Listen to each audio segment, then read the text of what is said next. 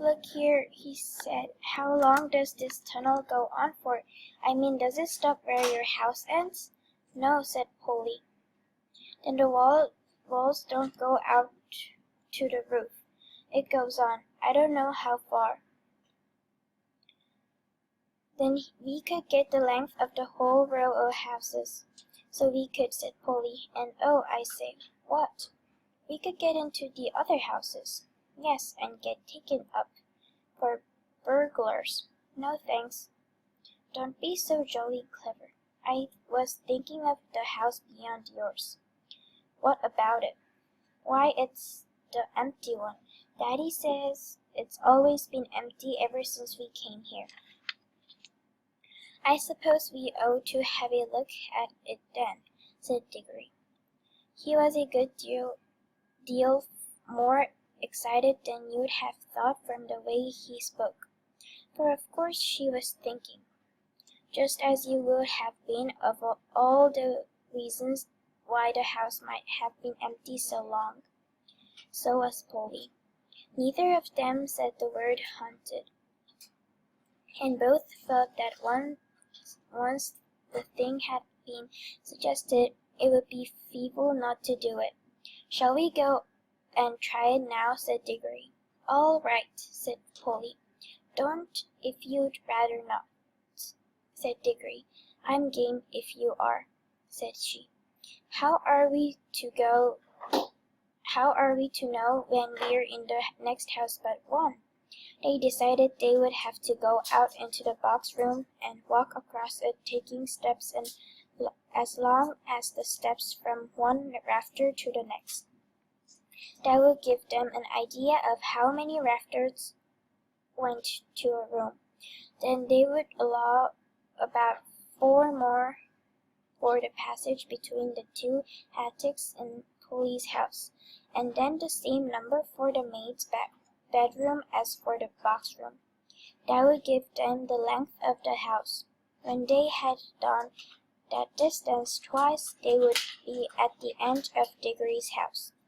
Any door they came to after that would let them into an attic of the empty house. "But I don't expect it's really empty at all," said Diggory. "What do you expect?" "I expect someone lives there in secret, only coming in and out at night, with a dark lantern.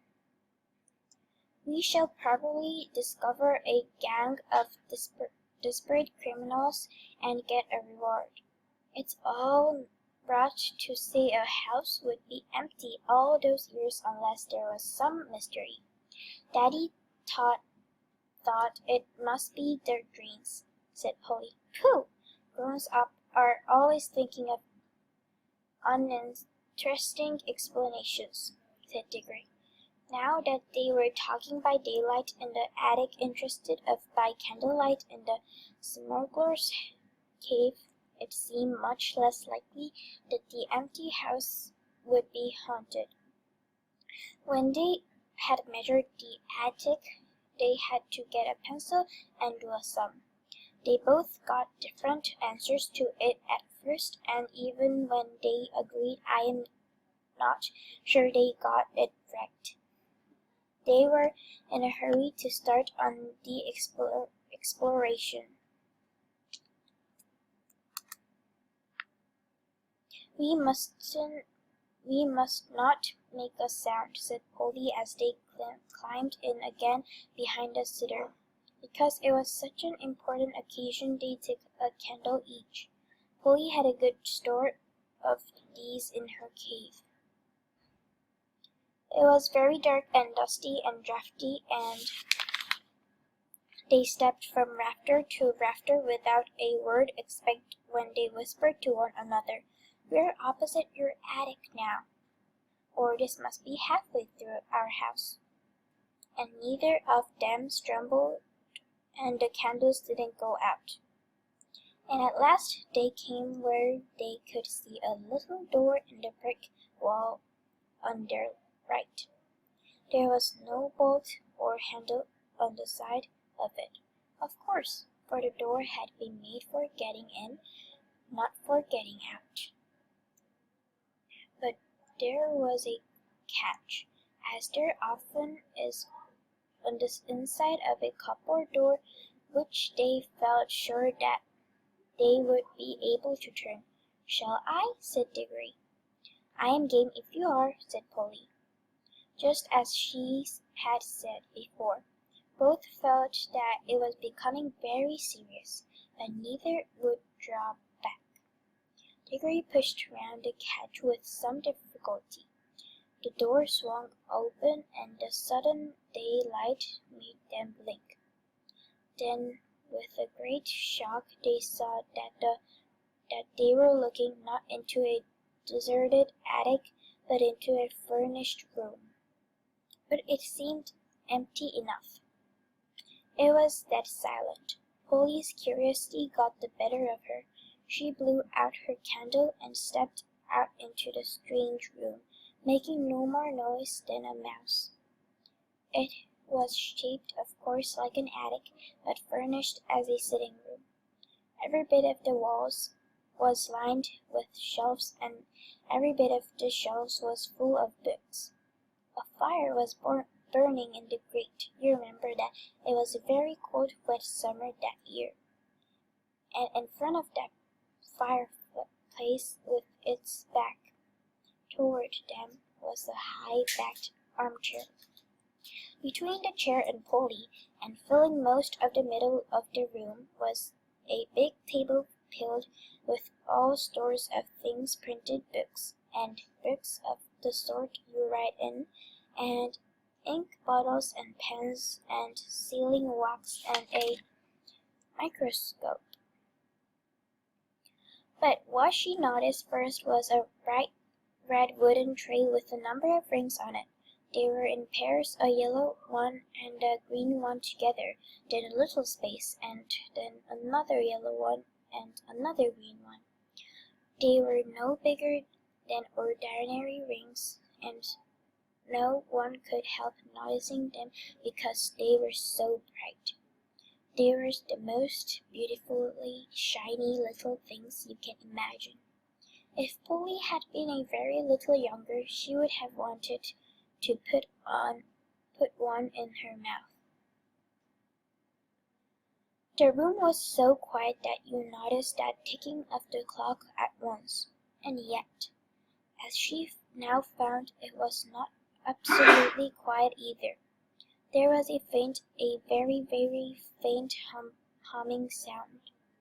If vacuum cleaners had been invented in those days, Polly would have thought it was the sound of a hoover being worked a long way off, several rooms away and several floors below. But it was a nicer sound than that, a more musical tone, only so faint that you could hardly hear it. "It's all right. There's no one here," said Polly over her shoulder to Diggory. She was speaking above a whisper now, and Diggory came out, blinking and looking extremely dirty, as indeed Polly was too. "This is no good," he said. "It's not an empty house at all.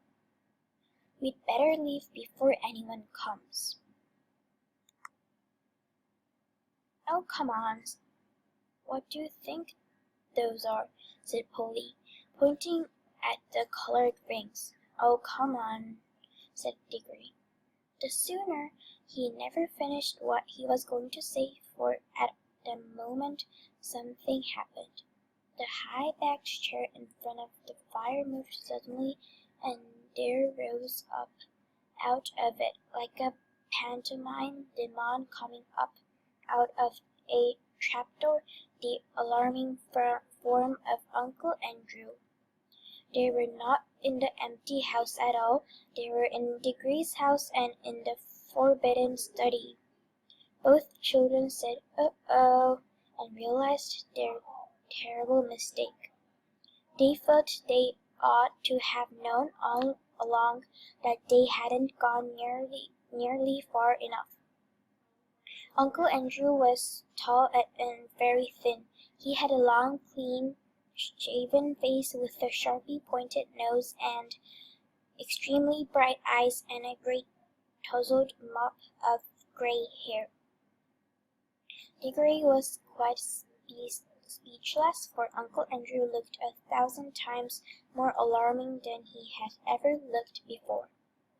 Polly was not so frightened yet, but she soon was, for the very first thing Uncle Andrew did was to walk across the door of the room, shut it, and turn the key in the lock. Then he turned round, fixed the children with his bright eyes, and smiled, showing all his teeth. "There," he said, "now my fool of a sister can't get at you."